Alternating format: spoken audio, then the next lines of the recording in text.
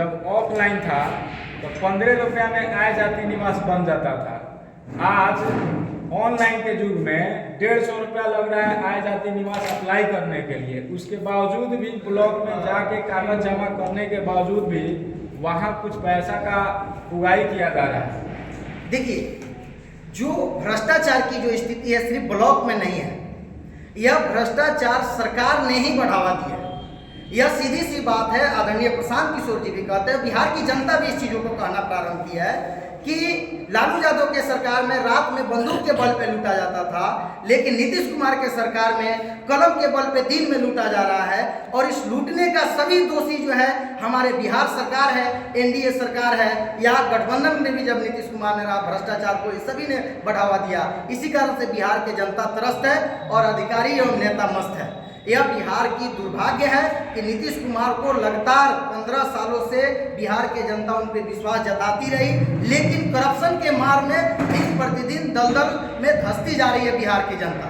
लेकिन बिहार की जनता इस बार संकल्पित हो चुकी है कि 25 के चुनाव में नीतीश कुमार को, इस भ्रष्ट सरकार को उखाड़ फेंकने के लिए, हटाने के लिए, पूरी तरह से बिहार की सरकार को हटाने के लिए बिहार की जनता समर्पित है।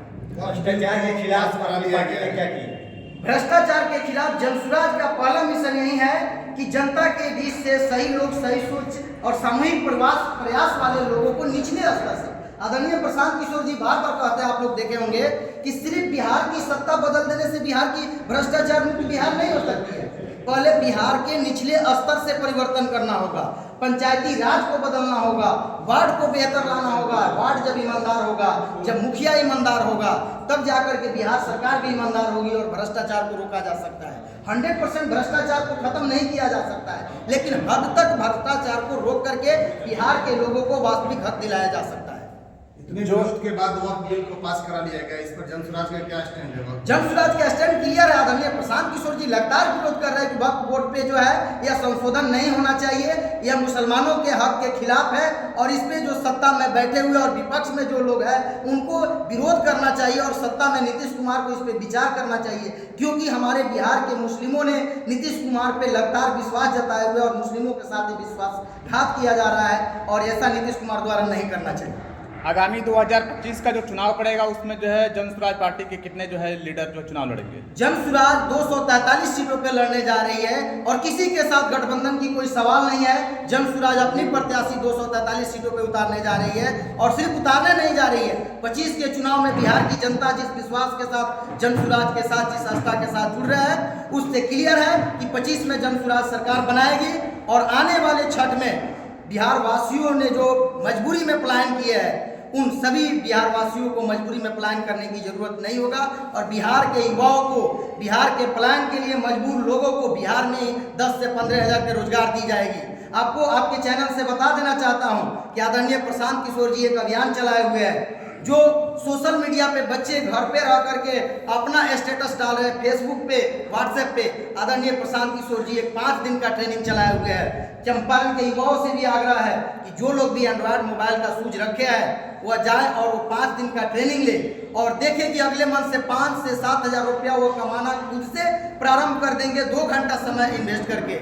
और यह एक प्रयोग है, आप जाकर देखें युवाएं और सीख कर आए।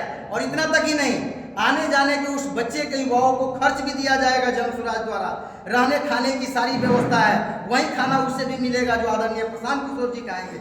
जहां आदरणीय प्रशांत किशोर जी सोते हैं वहीं वो लोग भी सोएंगे और ट्रेनिंग 5 दिन के लेकर आएंगे। यदि वो लाभ उठा पाते हैं तो फिर वह आगे जाकर के 15 दिन का ट्रेनिंग लेंगे। यह एक नया प्रयोग है और बिहार के युवाओं के रोजगार के लिए एक नई ट्रेनिंग है। यदि जनसुराज सरकार में आती है तो ये भी क्लियर है कि इस ट्रेनिंग को हम लोग हर प्रखंड वाइज करके प्रखंड में भी इस ट्रेनिंग को लाएंगे और डिजिटल सूच को बढ़ाकर बिहार में बच्चों को जो 15 हज़ार के लिए दूसरे राज्यों में जाकर दर दर के ठोकर खा रहा है उससे निजात दिलाएंगे। इस बार विधानसभा चुनाव में जनसुराज की लड़ाई किस पार्टी से? देखिए, जनसुराज की लड़ाई किसी पार्टी से नहीं है।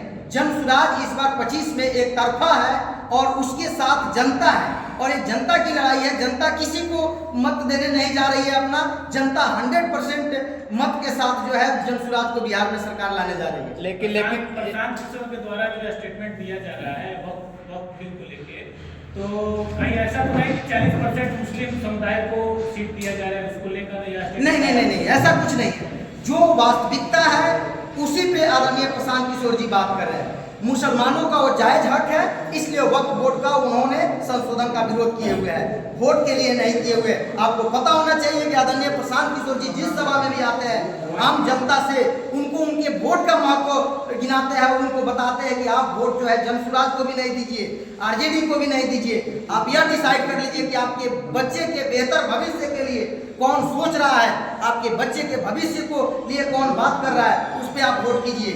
अगर जनसुराज से बेहतर आपके भविष्य के लिए, आपके बच्चों के भविष्य के लिए दूसरी पार्टी सोचती है तो उसके साथ भी जाइए। यदि जनसुराज आपके बच्चों के भविष्य के लिए सोच रही है तो जनसुराज को अपनाइए। ये साफ तौर